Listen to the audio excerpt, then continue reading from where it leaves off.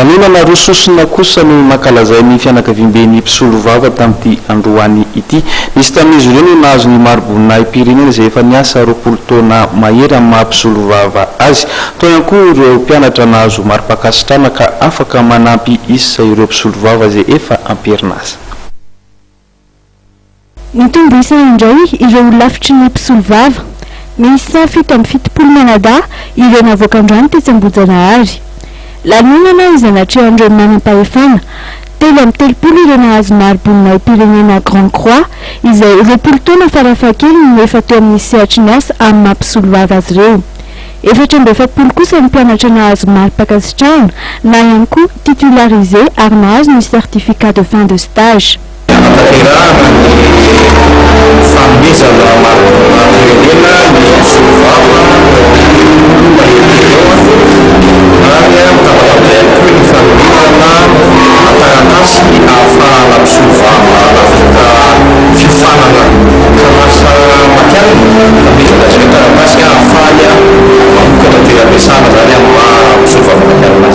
Nisy ny fanamafisan'ny fiofanana an'ireo tandiany izay navoaka androany reto.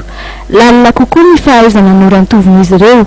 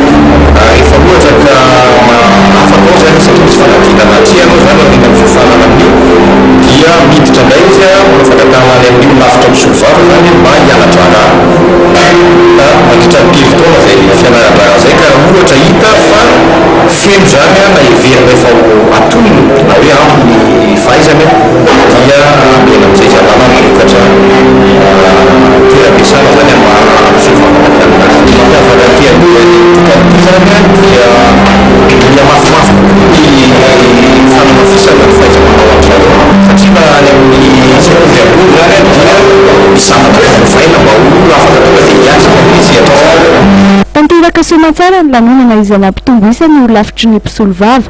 Mitsinjara au Grande Croix, 2e classe, grand officier, commandeur, officier de l'ordre national, ary chevalier de l'ordre izy 770 manada ireo.